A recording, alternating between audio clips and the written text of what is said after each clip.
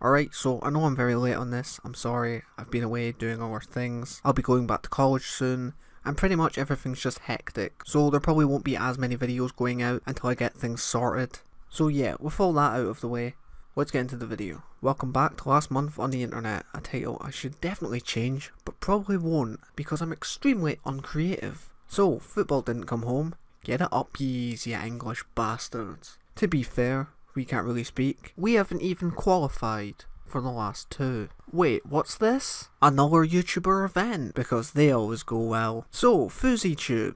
If you don't know who he is, he was relevant a couple years ago. He faked a load of pranks, some being questionable. Very questionable. Well, he's recently popped up again for somehow managing to hold an event worse than TanaCon. Pretty much he had this idea that he was going to hold a free event. He advertised it as loads of celebrities will be there, Drake will be there. And of course this was all bullshit. Now, Keemstar, of all people, decided to go along and film this event. Kind of in the style of Shane Dawson's TanaCon series, but he was doing it with FouseyCon. And some pretty shady shit was revealed. Now, the reason Fousey said that he thought Drake was coming was because he met him at a nightclub. He didn't say anything to him, he just saw him, and then fate would bring them together or some pish like that, I don't know.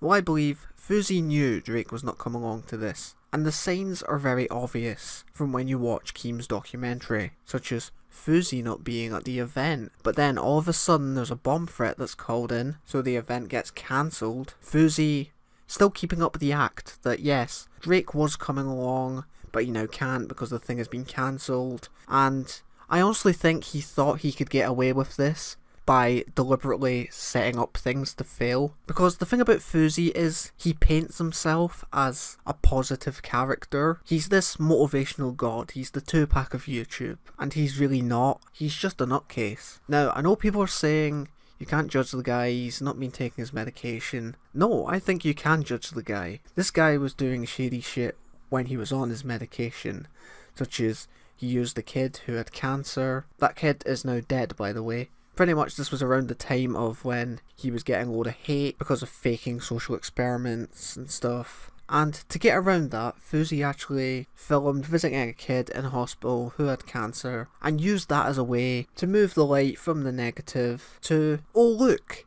Fousey's a great guy, look, he's went to see this sick kid who clearly looks up to him, like he definitely has made this kid happy. But then going on to upload that to your YouTube channel to deflect criticism, it's just scummy. So yeah, I wouldn't put it past him that Fousey was actually responsible for the bomb threat or just whatever was phoned in, because everything lines up. I mean, why wouldn't you be at your own event? I just happened to be outside in the car. Oh look, would you look at that, now there's a bomb threat. Drake now can't come along. And then he goes on to hold, I don't know what this is, he just goes on to stand on an Uber for hours, just screaming a load of pish. I mean, you already know. I don't have to go over everything, like with the Rice Gum diss track and all that crap. Chances are you heard about it at the time, and yeah, if you're interested, then I'd recommend watching Keem's 3-part documentary series. And that's probably going to be the only time I ever shout out Keemstar. So next up we had Trump visiting Britain. To be honest, the best thing that came out of this was this awful balloon that they had. Pretty much during the protest they were supposed to have this absolutely gigantic balloon of a baby Trump. And this thing cost tens of thousands of dollars. It's disgusting how much this thing actually cost to make. And look at it, how underwhelming is that? It's not even that big. I don't actually have anything to say on it other than I'm very disappointed. That thing cost more than my family make in a year, and that was the result?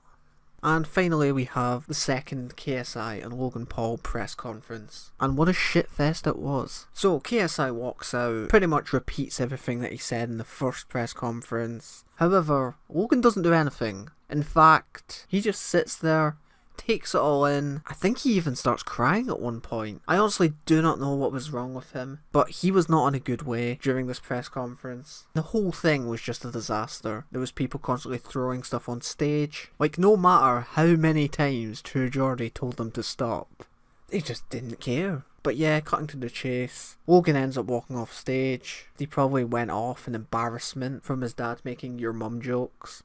Like, come on, man. Like, just imagine if Greg Paul was your dad. You just want to commit. Not only is he kissing little girls, but he's a Bantersaurus Rex. Anyway, where was I? Oh yeah, Logan ended up making a video afterwards saying that True Geordie wouldn't let him have a word in. He then went on to say that he didn't want True Geordie commentating the event. This caused outrage on Twitter, and after a phone call between True Geordie and Logan, they finally agreed on that yes, he will be commentating the event. And thank God for that, because I would hate to see who Logan would get in. I mean, if we had Shannon Briggs doing the commentary, the whole thing would just be awful. I mean, True Geordie hosted the last one. He does a lot of commentary work on a lot of big YouTube events. He done the Sidemen vs YouTube All-Stars charity football games. And yeah, he's just good at what he does. So I'm very glad to see that Brian has got his spot back. As well as that, he'll also be commentating the event with Joe Weller, who you'll obviously know from the last fight, and Lawrence McKenna, who, if you don't know, he's essentially Geordie's co-partner. And yeah, I think that's it. As for who I want to win the event, I don't really care. I mean, I obviously want JJ to win, but at the same time, it would just be funny to see him get knocked out. Like, I'm at this point now where I feel both their egos are far too high, and ideally I would just like to see them get both knocked out. I'd hate for it to be one gets knocked out one fight, one gets knocked out the other, because that's quite bland and predictable. But yeah, I don't really care. I mean, everything KSI is saying about going professional if he wins this fight. I mean, this would be his second proper fight, and you can't really count the first one if your opponent isn't hitting you back. So I do feel like he needs brought down back to reality a bit. But then again, Logan Paul is Logan Paul. I'd happily watch him get punched in the face any day. So whatever the outcome is a win for me. And there we go. If you somehow enjoyed this video, then slap a like on it. If you didn't, then fuck off. And I'll see you hopefully soon with another video. Chibi bye.